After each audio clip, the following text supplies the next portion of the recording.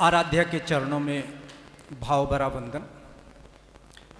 विराजित साध्वी श्री सुरता जी सहवर्ती साध्वीगण के चरणों में भक्ति भरा वंदन। जब यह चिंतन चला कि अध्यात्म साधना केंद्र के योगक्षेम भवन के नवीनीकरण के बाद उद्घाटन के लिए कहाँ निवेदन किया जाए, तो मेरे ध्यान में केवल एक ही नाम आया, जिन्होंने भारत के प्रथम पद को सुशोभित किया हो और जो स्वयं ध्यान के साधक हों, उससे बेहतर संदेश और कौन दे सकता है।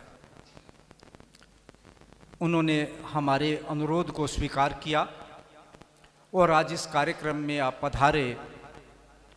आपने हमारा मन बढ़ाया, आपने हमारा मान बढ़ाया। हम आपके बहुत कृतज्ञ हैं। आपने हमारा मन और मान कई गुना कर दिया जब आदरणीय पूर्व प्रथम महिला भी आपके साथ आज मंच को सुशोभित कर रही हैं और वे स्वयं भी ध्यान की साधिका हैं।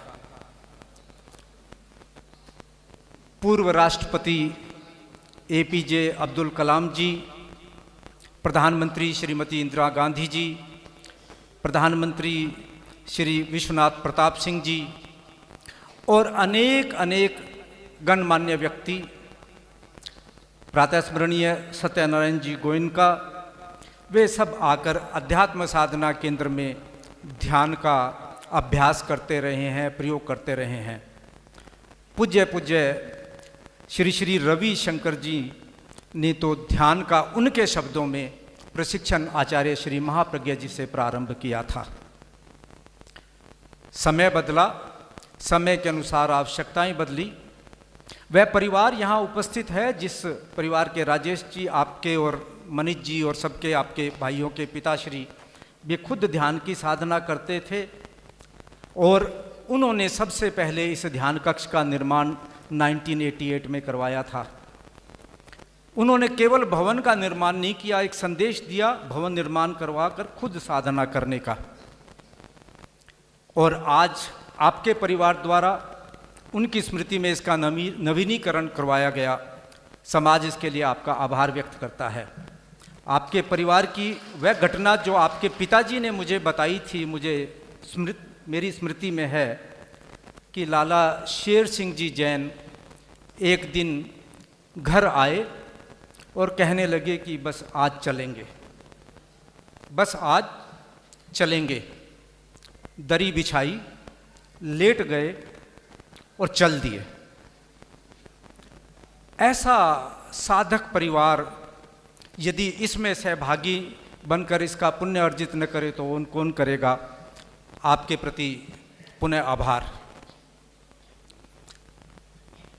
जीतो और जैन समाज के सभी प्रमुख जन यहाँ उपस्थित हैं। हम धन कमाते हैं हमारी प्रसन्नता को बढ़ाने के लिए, हमारे स्वास्थ्य को सुरक्षित रखने के लिए। यह हमारे चिंतन का विषय है कि क्या धन के साथ प्रसन्नता और स्वास्थ्य सुरक्षित रह भी पाता है अथवा नहीं। प्रेक्षा ध्यान इसका उत्तर प्रदान करता है। जब संपदा बढ़े तो मालिक और कर्मचारी में संघर्ष क्यों हो, जब संपदा बढ़े तो स्वास्थ्य में गिरावट क्यों हो, जब संपदा बढ़े तो तनाव क्यों बढ़े। इसके लिए कहीं भीतर मुड़कर देखना होगा। हमारा कार्यक्रम है शुभ लाभ। शुभ में लाभ है, लाभ में शुभ नहीं है। कॉरपोरेट जगत के लिए हमारे प्रोग्राम का नाम है शुभ लाभ। बच्चे यहाँ उपस्थित हैं। स्कूलों में सबसे बड़ी समस्या है एग्रेशन और डिप्रेशन की। या तो बच्चा इतना एग्रेसिव है कि वह चलते ही किसी को भी चोट पहुंचा दे, या इतना डिप्रेसिव है कि कुछ सुनना ही नहीं चाहता, उसे मालूम नहीं मैं क्या करूं।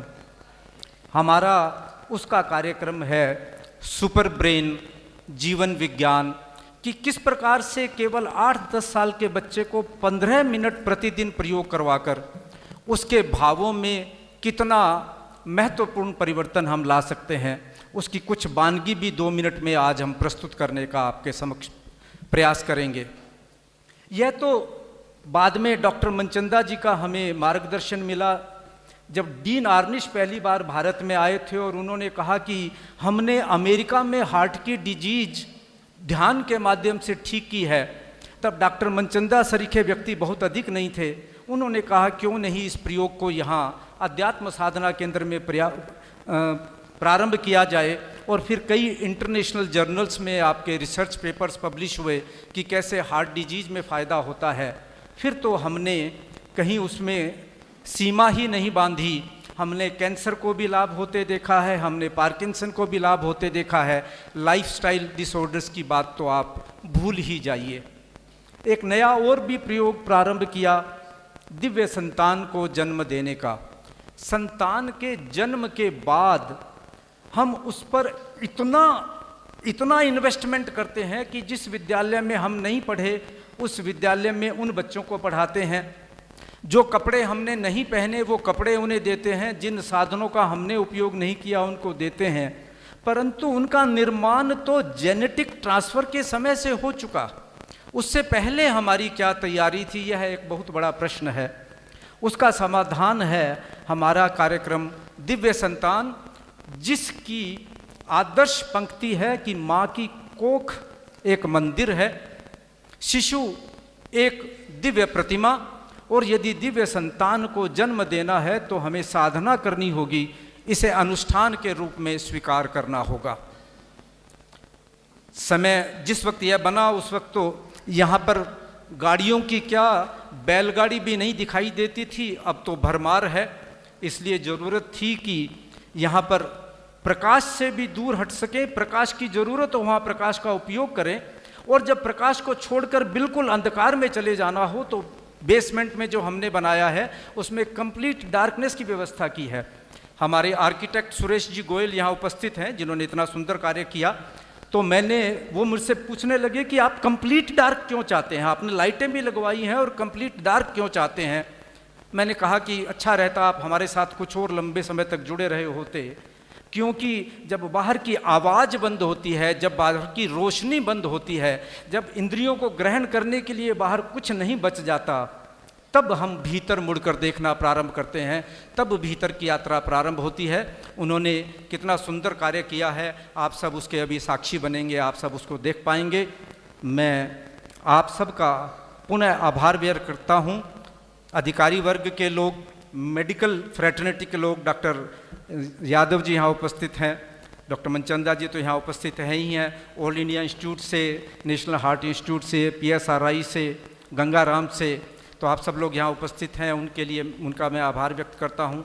जीतो के सभी साथियों का आभार व्यक्त करता हूँ और समाज को इस बात के लिए बधाई देना चाहता हूँ कि आज हमारा यह नवीनीकृत योग क्षेम भवन, योग क्षेम का मतलब आचार्य तुलसी ने कहा था कि नए का विकास, पुराने का संरक्षण, तो उसके लिए जो ये समर्पित भवन आज माननीय भारत के पूर्व राष्ट्रपति और एक साधना के साधक उनके कर कमलों से हुआ, उनके प्रति आभार व्यक्त करते हुए ओम अरहम।